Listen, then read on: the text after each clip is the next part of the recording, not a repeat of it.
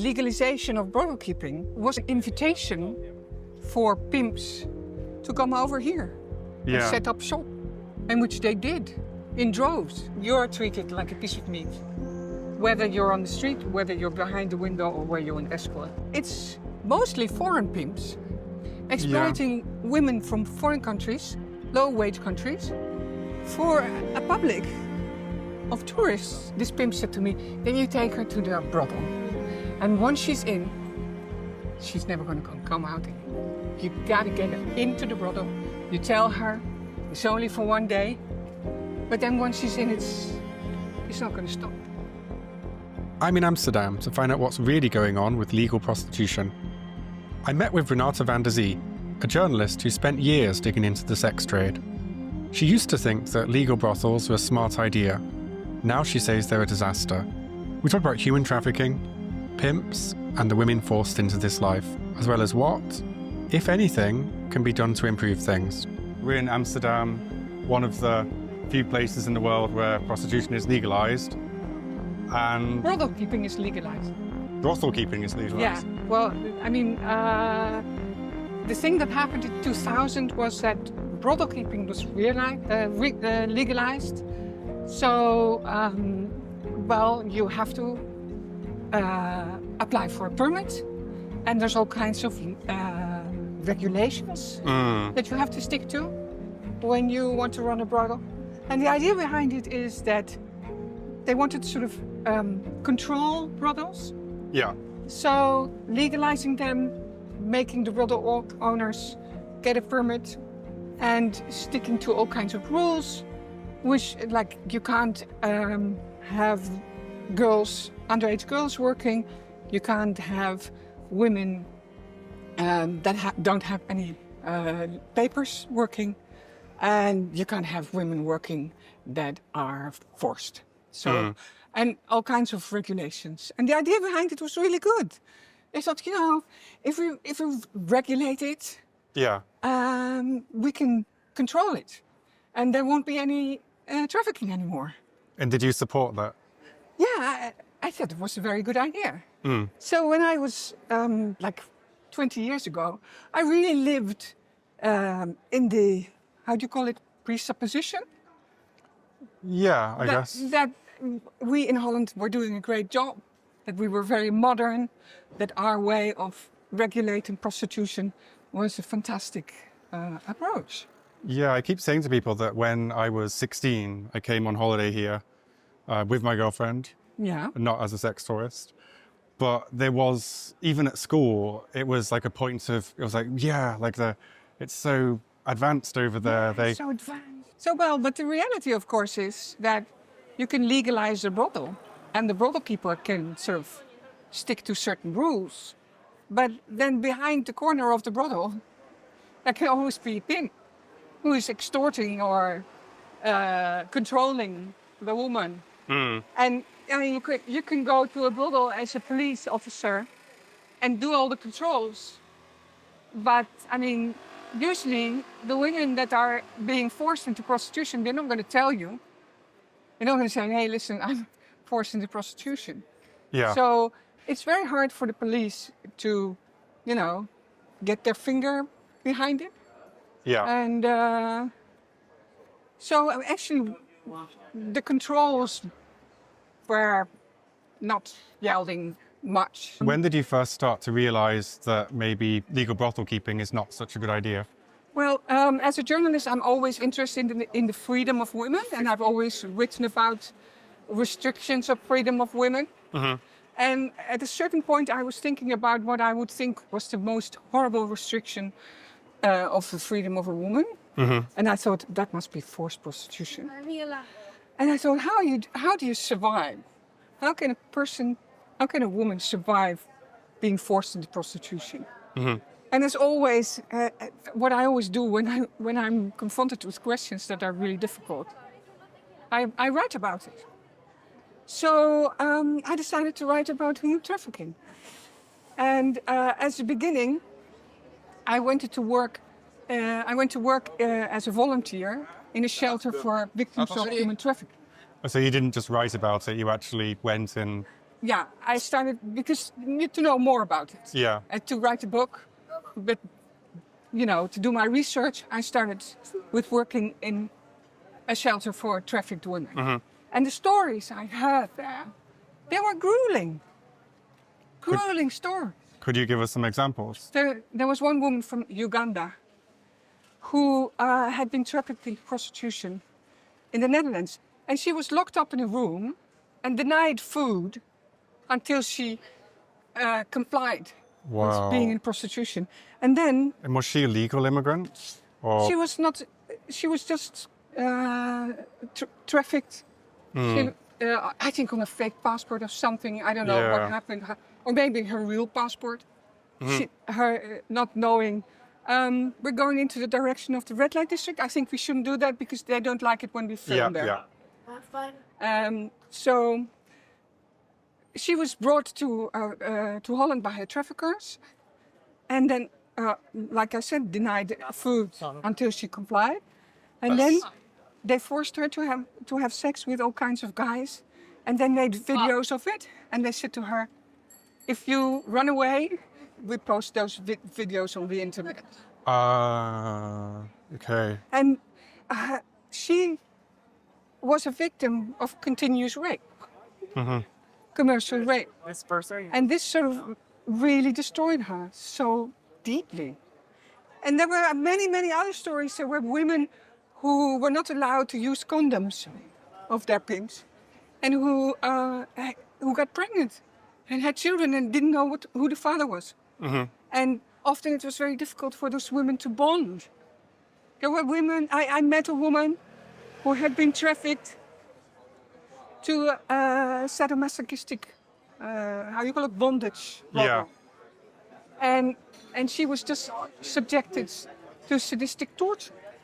Wow. These were awful stories. And then I said to myself, if this happens in the Dutch sex industry, and we say, and always in Holland it's said like you have the Dutch sex industry that's regulated, that it's clean, part of it, and then you have the world of human trafficking. Yeah, like they're distinct. Yeah, but they aren't distinct. That's what I found out. But I didn't know yet. Yeah. So I thought there was this clean world, regulated, really modern, and there was this dirty world of human trafficking. But when I saw what had happened to the women who were trafficked, I thought, okay, but if this happens in prostitution, what's going on in the rest of them? What's going on in that sort of clean world? Yeah. And then I started looking into it. I started talking with everybody. I started talking with women here in the red light district. I started talking with aid workers. I started talking with prosecutors, with pimps also. And then I realized that the legalization of brothel keeping hadn't brought us anything at all. That trafficking was just going on, and that the world of trafficking and the world of sort of legalized prostitution, they're intertwined. Because behind legal windows, there have been horrible trafficking cases. Yeah. And the interesting thing for me is what you said about the blackmail aspects, because that's what we've heard from girls themselves, is that the pimps will control them with nudes, with video. Yeah. And threatening to send that to their family. Yeah. Is like such, and I've heard that also on other trafficking cases that I've exposed even in porn. Well, so yeah, so then I just... people think it's violence that people use to force someone, but it's often not. No. It's often not. You don't need to use violence. Also, when you use violence, you mess up the merchandise. Because the woman is going to be bruised. You don't want women to be bruised. That's not good for the customer. Yeah. So... how common is this, though? Because do you think that... Watch out. There's always bikes everywhere. Because some people would say that, the majority is, happy and well-regulated and well-run. and maybe you're just seeing the edge cases. Yeah, well, that's what people say. But I mean, I've been sort of investigating the Dutch sex industry for more than 10 years. And I talked to so many women. Yeah. And I have never talked to a woman who said to me, oh, I really liked being in prostitution. Maybe they would say, I like being in prostitution because I earned a lot of money, because some do. Yeah. And but nobody ever said, oh, it's such a nice job and it's so safe and I really feel good and comfortable. Most of the stories are women that really had a rough time. Yeah. And the rough times, they vary between being maltreated by sex buyers, being in the hands of a boyfriend who sort of manipulates you, or being downright in the hands of a gang of traffickers who mess you up and beat you up. I've been looking into the dossiers of cases here in human trafficking cases in Amsterdam, and you just won't believe. No. I mean, there was one human trafficker, one pimp, who told the woman that he was controlling that she needed like make 1,000 or 2,000, I don't remember, each weekend. And if she didn't, she had to get on all fours, and he would beat her and call her a dog. After he was arrested, the prosecutor went into his house and they found dog food in the kitchen. But he didn't have a dog. Wow. And he must have enjoyed that, you know. There is like a sadistic element to these kind of things. Well, these are horrible stories. How many women are subjected to that kind of practices? I can't tell you. There are no statistics. Yeah. But what I suspect, after talking to so many women and doing so much research, also looking into legal dossiers, talking to many people who have been, in some way connected to the Dutch sex trade, I think there is a big gray area. So maybe you have some happy hookers who are happy what they're doing, or they are in control of the situation. And just to be clear, you're not saying hookers to be offensive. Oh, no, It's not like at all. that's- Oh, well, that's the expression in Holland. Yeah, yeah, And there is a lady who wrote a book that was called The Happy Hooker. yeah. So that's So you're just saying it's a stereotype. that's the yeah. expression, yeah. Yeah. And thank you for that. And on the other hand, you have the woman who is made to eat dog food. Yeah. These are extremes. But in the middle, you have a gray area in which women, for some kind of reason, poverty, or because they're manipulated, or because they're misled, sort of got stuck in this world where they're being exploited in some way or another. But often through manipulation. Yeah, the statistics that people keep telling me is that a police report said 50 to 80% of women are trafficked or have a pimp. Yeah, well... How realistic do you think that is? Well, I think it's realistic. But like I said, it's the gray area. It's not everybody gets beaten up. It depends how you define pimp, and depends how you define trafficking, I guess. Yeah, if it's a boyfriend that is manipulating her and keeping her into prostitution, whereas she really wants to do something else, but he says, yeah, but we don't have any money. That seems to be the most common, doesn't it? Yeah, we're going to build this hotel in Spain. And all you have to do is another few months, but then after these few months, he buys this new car, And where does the money come from? In porn, we have a word for those people. Really? Yeah, but they're probably they used to be the biggest recruiters of models into the business. We call them suitcase pimps, because they're usually the girl's manager or assistant, but they just live off her money and they travel around the world with a suitcase going to the shoots with her. So it's a suitcase pimp, but I don't know what the word is in. Just pimp. So we even call them pimps in our industry. Yeah, just pimp. But well, but you know, they're traffickers in reality. yeah, But the thing is that, and I was talking about this morning, that people have this distinct Hollywood-esque idea of what is trafficking. You know, the woman is tied to the heater, and the woman is beaten up, and it's all violent, and it's a mafia kind of gang. yeah, These things happen, but the majority of the women are sort of manipulated into prostitution, and often they come from a background where they had a bad childhood, so they already have a low self-esteem. yeah, And there's this guy coming up to them and saying, "Oh, you're really beautiful. I really love you," and you get this honeymoon phase. They get presents. And they think, oh, there's this guy, this wonderful guy, he loves me.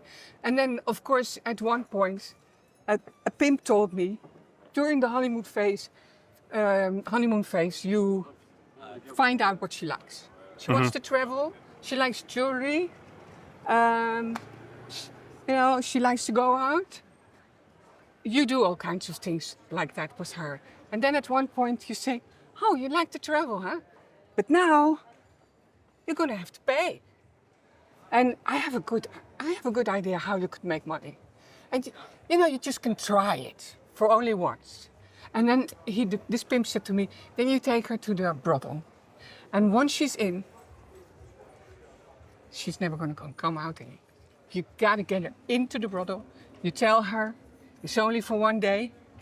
But then once she's in, it's not going to stop. This sounds identical to Andrew Tate doing his course on how to be a pimp. Oh, really? Yeah. Well, you just substitute webcam for brothel, and you've got the same. Yeah, well, you know, It's like the same story. It's a universal technique. Yeah. So the thing is that people don't see it, that human trafficking can be something subtle in a way, because often the women don't even realize they're going this way, because they have this love relationship with this guy, and then you have money problems. They're horrible, these money problems, and she can do something to help him. Because of the love feeling. And that's how it starts. And you know, I think a big problem in the Netherlands and elsewhere in the world is the normalization of it all. People nowadays tend to talk about sex work, and you use that term too. I know. I think it's a good collective word for all types of sex work. Yeah, I don't believe in that, because I don't believe it's sex. I think sex is not something you pay for. Sex is something that you decide to do together because you're both horny. I agree. And so it's not sex what happens here. Yeah, I would say sex is like a type of communication between couples. Exactly. So there's no communication going on, you know. And, well, there's a certain kind of communication. There's a negotiation. Yeah, there's a negotiation. There's a communication going on, like, I want this, and I want this, and I want this, and you are going to give it to me because I pay you. Yeah. So, and that I don't believe it's sex, and I also don't believe it's work, because a lot of it is exploitation. And maybe the women that are sort of voluntarily doing it, I think it's a small group. Do you think they're harming the girls that are victims? Now, the ones that are harming the girls, Of course. the women, are the pimps and also the sex buyers. Yeah. Because if the sex buyers would say, no, thank you, we don't want to buy sex from trafficked women. And you can't see the difference between a trafficked woman and a non-trafficked woman. Because the ones that are smiling most beautifully are the trafficked ones, because they need to get the money. I was trying to speak to sex buyers in the red light area, and when we told people that half the women were trafficked, they looked so crestfallen. I think we have to go back because we're entering the red light district. Okay. I don't think it's That's a good okay. idea to walk with the camera. No, we can't. We'll just walk around. Yeah. And it's absolutely beautiful here. Oh yeah, it's gorgeous. That's the funny thing. Why does Amsterdam reserve its most beautiful part of town for an industry in which a lot of women are so unhappy and exploited. And actually, it's mostly foreign pimps exploiting women from foreign countries, low-wage countries, for a public of tourists. So how much does the Dutch government and the Dutch populace know about the exploitation? they know. But they don't want to... I mean, we have this system of legalization. So if you're going to be really brutally honest about what's going on in the sex industry, you'll have to change your system. Because actually legalization of brothel keeping was sort of an invitation for pimps when the borders between Eastern European countries and Holland were opened because of Europe. It was an invitation to them to come over here and set up shop, and which they did in droves.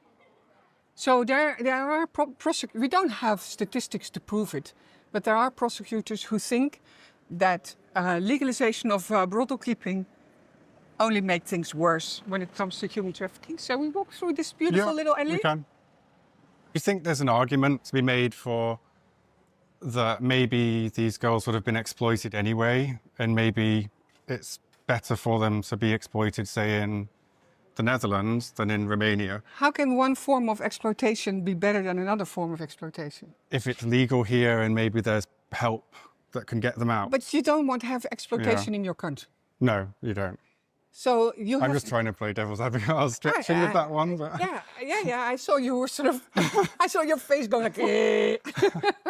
No, you don't want to have exploitation in your country. Yeah. And, one of the Dutch politicians who tried really his best to do something about the situation here in Amsterdam, he said that it was totally naive to introduce legalization of brothel keeping, especially when the borders opened. Because all these Romanian, Hungarian, Bulgarian pimps, Albanian pimps, they were all coming to Holland. Yeah. They were having a field day. Yeah. So I don't think it has done any good at all. Have the government taken any measures to try and improve things? Yeah. They've been talking now, I don't know how long, but they've been talking for years about a new law. But I saw a project 1012. I didn't understand why that stopped or didn't work. But maybe we could talk about that a little bit. Is it important? Well, it was this politician, Lodewijk Asscher, I talked about, who said that the Dutch government had been naive. Yeah. He tried to do something about the criminality in the red light district by buying up window brothels, and closing them. So that's why the area is smaller than it used to be? Yeah, so making it smaller so that it would be more easy to control it. And but then we got the how do you call it, the financial crisis? Yeah. And it cost so much money. And there was one brothel owner who got away with enormous amount of money because of selling his windows. And there was so much criticism. Yeah. But I've been talking to Lodewijk Asscher, the guy who did this whole project, more in depth. And he really tried to do something. He really tried to make the red light district smaller so it would be easier to control it. And he was genuinely concerned about the women. How much does the fact that the victims are foreign that was your play into the lack of policing? Because I don't think that there's a lack of policing. No? No, I wouldn't know about that. I don't count the officers that are walking around here. What I do know that prostitution is intrinsically a racist thing. Because if you look in all kinds of countries, you see it's always women of color that are in prostitution. In Canada, mainly First Nation women. Yes. In India, special castes. Or you call castes? Castes, yeah. Special castes are, you're born in this caste, you're going to be in prostitution. And you see lots of black women, lots of women of color. So there is something really racist about prostitution. And in Holland, the majority of the women in prostitution there, they come from Eastern Europe. Yeah. So they're not sort of, women of color, but they're from a part of the world that sort of many people here look down upon. So who worries about these Eastern European women? There's something, and many of them are Roma. Yeah. So there's something racist about it. And what I think is strange, that really nobody focuses on the racist aspect of prostitution. Prostitution is sexist because it's an unequal role between men and women. Prostitution is also about the difference between haves and have-nots. And prostitution is about racism. Yeah, when we went to... It's all about inequality. Yeah, when we went to The Hague, the walk around we did, it was quite late. And I couldn't obviously tell where someone's from looking at them. But the women that were working looked more North African, Arabic. Yeah, there are also... Yeah, and of course there are many African women in prostitution, but they're usually not in the windows. Yeah, but I heard that... I think maybe you said off camera that it's a thing for traffickers to recruit at refugee centres. This has also happened, yeah. We had a big case about that. It's called the Colvis case. And there were underage girls were disappearing from refugee centres. And police went after them. And they found out that they were recruited for prostitution.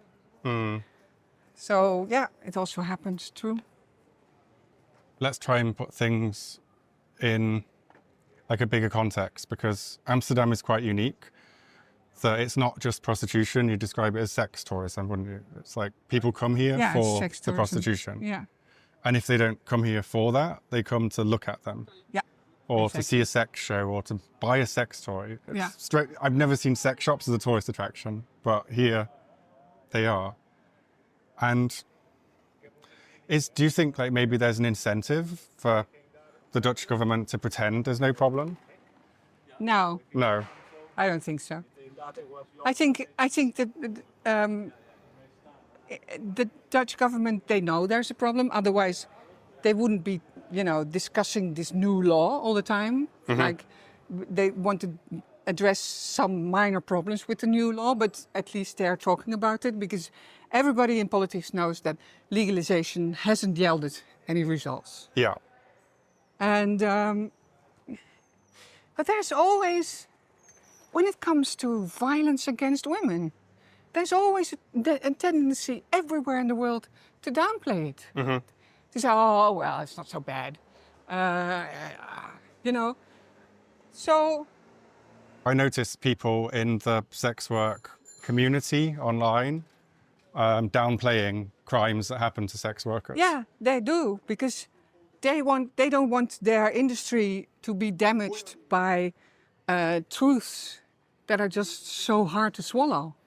Because if everybody really admitted honestly, listen, we're talking about prostitution, and there's so many terrible things going on. If everybody really admitted it, I mean, there would be a whole other discourse.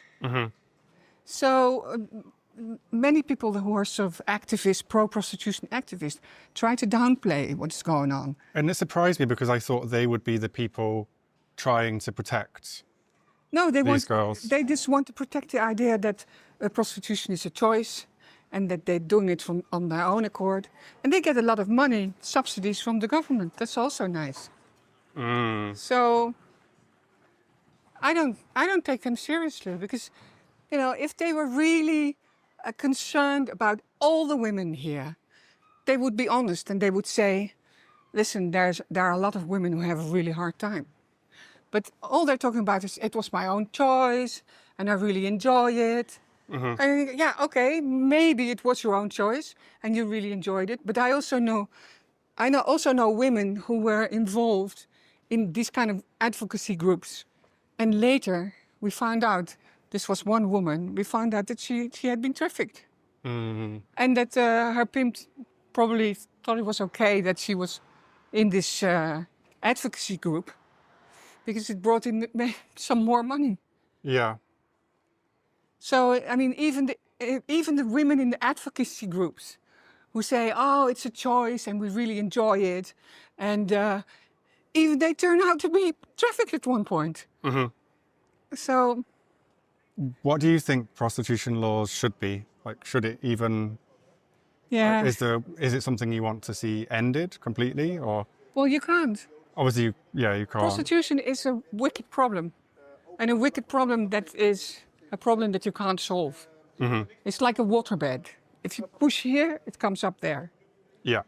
So it's really, really hard to seriously do something about it. I see two things. You have to have a really strong police squad on human trafficking and really work seriously on that. What does that mean, to have a strong trafficking police squad? Well, it means that you really make sure you have enough personnel. Because in order to, to really follow a case, there's so many hours going into that. Yeah. It's so difficult. So it needs to be a priority, and it isn't in Holland. It has been, but it isn't anymore. And next to it, you need to discourage the buyers. So I think it's a good idea to criminalize the buyers, like they do in Sweden. So you create a sort of an atmosphere which is totally different from the atmosphere here. Here, it's sort of normalized. So crush demand, I guess. Yeah, I think, because here anybody can walk into the red light district and stumble upon a woman and get involved into buying sex. What about people that would say that would be criminalizing loneliness? So, well, men don't go to women in prostitution because they're lonely. The majority of the sex buyers have a relationship. They're married or they have a relationship. They have children. I wrote a book about buyers, and I looked into it. yeah. Some may go to Yeah, we found woman. most were married when I've spoken. Yeah. Some may go to a woman in prostitution because they're lonely. But wouldn't it be a better idea that if they invest their time into getting to know a woman and to build up a normal relationship with her, instead of bringing... And also, when you look into the researches in what buyers think, often they're not happy afterwards. Because it doesn't really give them the release they're looking for. But many...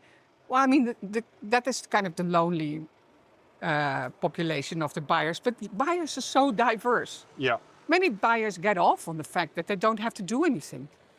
Yeah. They can just put the money on the table and they don't have to pleasure a woman at all. And even the money, the fact you're paying can be a power trip for some people. Also, or they think it's interesting and nice that they don't have to invest in a relationship and they can just go and have sex and then have no problems afterwards. They don't have to pay for the dinner. So, they're incredible. There's an incredible diversity in buyers. Yeah. Not all of them are lonely, sort of, nice, lonely guys, Many of them are not nice. So it reminds me of kind of drugs policy, that we have a policy of generally criminalizing the sellers rather than the buyers. So you find that in some countries, obviously, they criminalize the buyers too. Yeah. And you do find there's less drug use, but it's still there, obviously. Well, I don't know. I think when it comes to drug use, it's completely different. I mean, when it comes to human trafficking, we're talking about women. We're talking about human beings.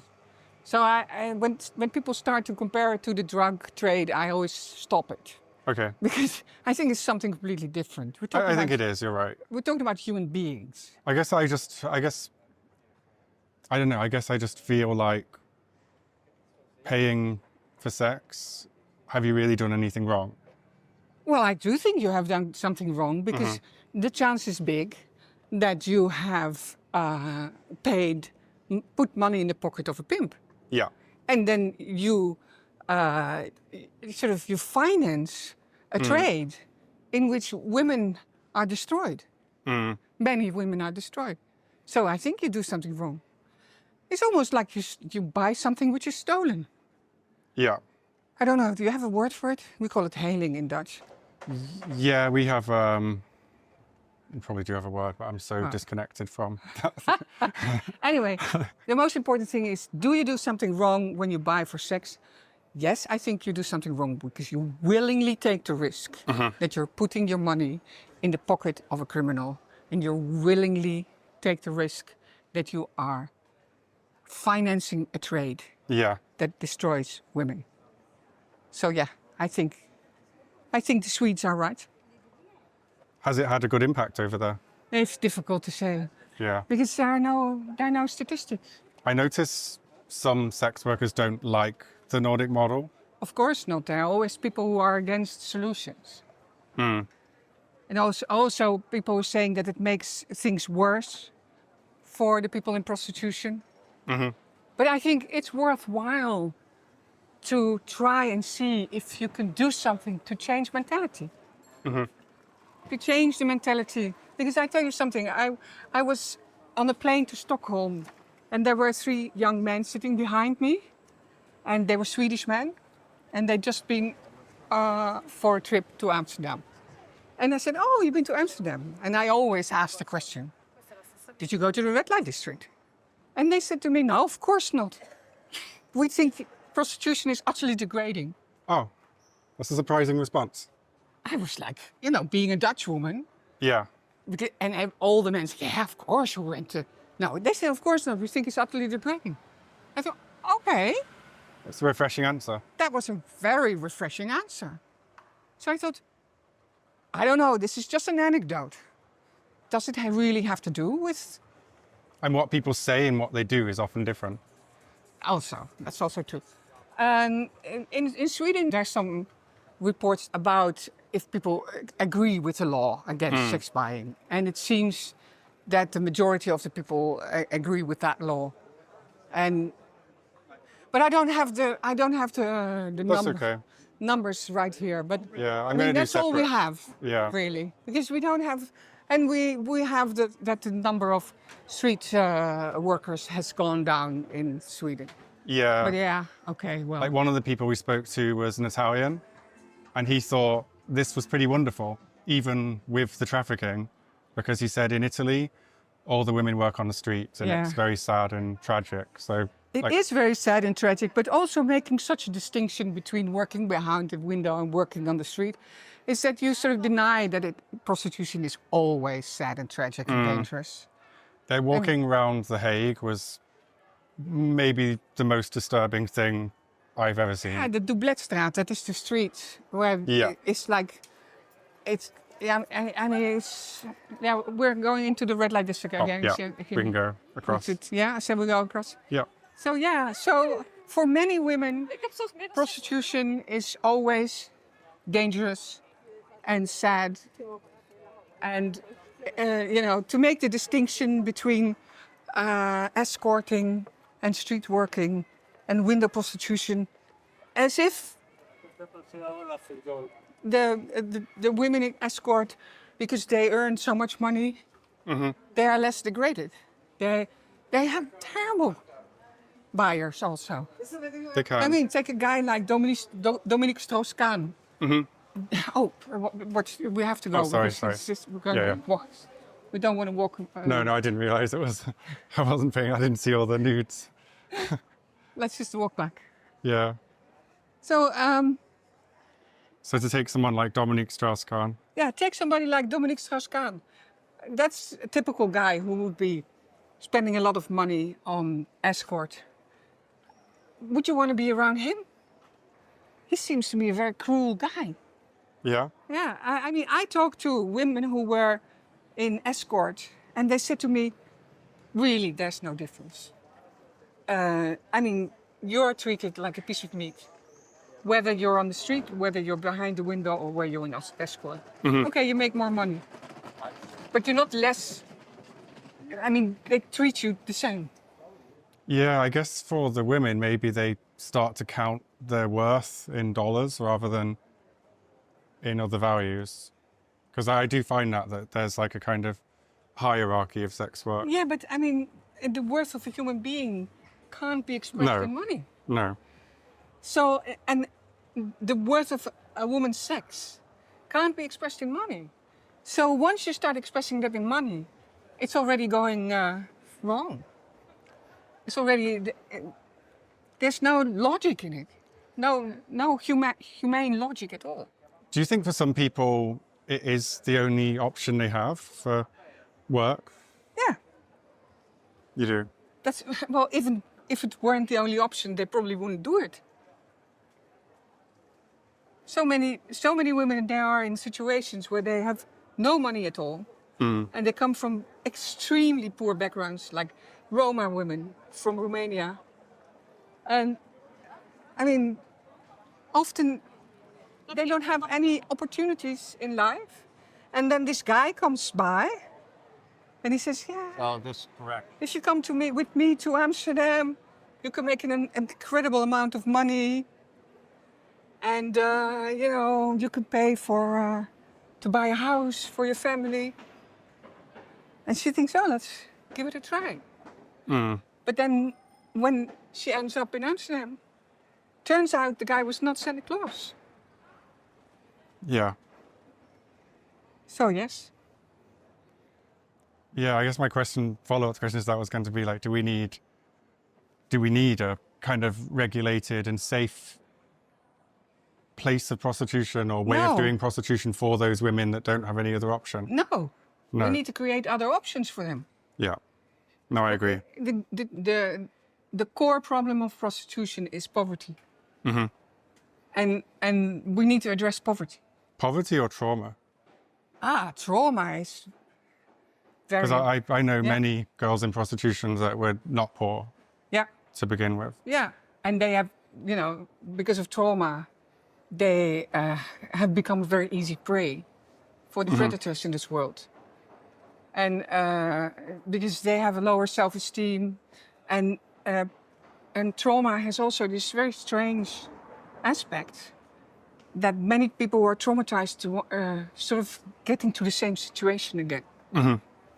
Because that is a situation where they feel safe, because they know that situation. Yeah. So they'd rather be in a situation that is harmful, but they know it, than to try something else because they've been traumatized and they don't trust either themselves or the world anymore to get out of it. It's their normal as well. Yes. Like when people have abusive parents and they end up with an abusive partner. Yeah. Trauma plays a tremendous part in many lives of women in prostitution, as does homelessness and as does poverty. And but people don't take the time to really look into this problem. They say, oh, the woman goes back to prostitution. She's been out of it and now she goes back. Oh, that's because she made a choice to do it. Yeah. But people keep telling me it's very hard to escape. It's hard. And it's really hard to escape. And most people, their response to that would be just get a job in a supermarket or like a basic job. But people are telling me that's difficult, well then I'm finding it hard to understand even though I know a lot of the reasons, I still find it hard to understand. Well, because you're no longer used to normalized life. So you're used to this extreme world that's completely another world than sort of the normal world. So you find it really hard to adapt to normal life. I mean, you yourself said to me that when you stopped making porn films, you had to depornify yourself. Yeah, for me, I was finding life boring. Well. And a normal job, you have to work all day. Yeah. Whereas in porn, you can get by working a few hours a week. Well, that's a different thing, of course. Yeah, but I mean, there's a lifestyle element for... I think that many women have lost confidence. They don't know anything else anymore. When you have been in thrall of, how you say it, in thrall of a pimp? Yeah. Then usually one of the methods is very important method, is to make sure that all these other social contacts disappear. So which is also like an abusive relationship, isn't it? They isolate people. You isolate a woman. So she doesn't have anyone anymore. So once she wants to go out of prostitution, she doesn't have a place to go. So that's why it's so hard. You understand now? I understand. Okay. No, I understand, but because I find it hard to understand. Yeah, many people. I know the viewers will be really struggling. Yeah, but it is complicated. It's very complicated. And I'm not saying. And every person is unique as well. That's the hard thing. It is very complicated to understand the abusive nature of prostitution. That's why I'm not saying to people that they're stupid when they don't understand it. I think they're just badly informed. And if they inform themselves, they will naturally understand. I think it takes a long time to understand it. I think it's such a complicated topic that even for me, who's coming in with a lot of sex work, I don't know what to call it now. Well, you say whatever you want. A lot of sex work experience and knowledge. Even I struggle to understand it fully. But it cost me a long time as well. I came from a place where I thought, we did well.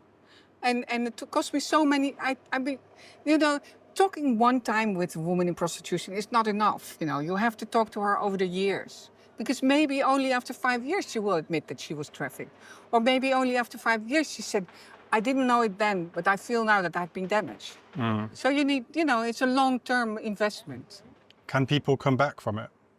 From prostitution? When they've been trafficked and pimped and... Well, of course they can come back. They can escape and they can build, with the help of other people, they can build up a new life. But, I mean... Is it common? Well, it will never be the same again. I know many women who've been trafficked and they have normal lives now. But one of them, she hears voices in the night. Yeah. And another one goes into therapy and she says it makes some things worse. So it's extremely damaging. One girl that we interviewed, Sheila. Shall we go to the shadow because you're sweating? I'm sweating like crazy, aren't I? It's a hot day. Like, Prince Andrew. Oh no, you didn't sweat. What was it? Because I don't remember. It's because I'm a man talking to a feminist, and I just start sweating when that happens. Well, I'm a friendly feminist. A friendly feminist. I think most feminists are friendly. It's just, I'm friendly. Yeah. I just don't like women being abused. That's very friendly, isn't it? I think almost everybody can agree on that. So. Yeah. What question was I asking? We were talking about if a woman could get back from human trafficking. Yeah, but then I moved on, I think. I went to... sorry. No, it's okay. It was my fault. Shall we go and have a drink? Yeah, we can get a coffee. I know what I'm saying. While speaking to Sheila, and one of the things she said is that she feels proud when she can handle a client that's violent and abusive and not be abused by him, because she feels like that's an achievement in that she will have saved another sex worker from experiencing that violence. Yeah, and that was just like a deeply moving thing, and I just wanted to hug her and... Yeah. Like... Well, if that is the achievement... Yeah. I mean, I love her for saying that. I think she's great. She said some incredible things. She's an amazing woman. Incredible. But if that is the achievement, that you make sure that guy is not being abusive towards you, I mean, that says everything about prostitution, doesn't it? The most important thing that I wanted to say is, when you have legalized prostitution, you put out the message to men. Dear men, you are entitled to sex, always. Because if you can't get voluntary sex, you can pay for it. And if you can't get a woman who's voluntarily in prostitution, there are a lot of women who are involuntarily in prostitution, and you can pay for them as well. So it's part of rape culture. It's telling men that they're entitled to sex. Yeah, it makes complete sense. It's the bottom line of rape. I am entitled to sex, whether you want it or not. Just before we wrap things up, I wondered if you have any message for the tourists that come here to see the red light area, or the tourists that come here to engage in prostitution. Well, just realize that this is not a fun place, you know? It's not a place that's about fun. It's a place about women that are being forced, either forced by circumstances or forced by men into a life that they don't want. So try to realize that this is not something you want to be part of. Yeah. It's, you know, it's about women that are in a bad place. And why do you think you could celebrate here? What's fun about it? Go somewhere else. Go to the Van Gogh Museum. There's so much. It's so beautiful. There's so many great things in the city. So many great things. There's so many great quarters. There's so many wonderful people here. And not just here, but in the Netherlands in general. I mean, go to Haarlem, beautiful city, or The Hague. Oh well, they have a terrible red light district as well. But, true, but you can avoid it. Do something else. Yeah. Get a life. Yeah. But it's the main tourist attraction, the most most popular. Isn't that a sad thing? The main tourist attraction in Holland is a quarter of town where women get abused. It's been marketed very well by the Amsterdam Tourist Board, I guess. Well, you know. I mean, there's 5 billion euros a year brought here by tourists. I don't think they market it now anymore, but it used to, because there have been people who said like, you are marketing the red light district, have you gone mad? So they took it off their website, I think. I'm not quite sure how it went, but there's been such a thing like that. Yeah, I guess it's self-fulfilling now, isn't it? By journalists, by culture. I don't think they're marketing it now because they really think there are too many tourists. And already like for 7 years there have been too many tourists, so they're not marketing it anymore. Certainly not. That's good. Yeah, well. That's encouraging. Well, I mean, Tommy, you know, we have to keep hope. Yeah. And so where do we go from here in the Netherlands and Amsterdam? Are things getting better? Is there good news on the horizon? No. No, things are not good. I'm sorry to say to you. I mean, I kind of had some hope because I heard people were talking about new laws and new regulations. Yeah, but you know, I mean, it's like, you know, we have an expression in Dutch. It's like you mop the floor while the tap is open. Okay. You see it? Yeah. Well, we have to close the tap. Yeah. Thanks a lot. I'm glad you're interested in this topic. That's one very positive thing.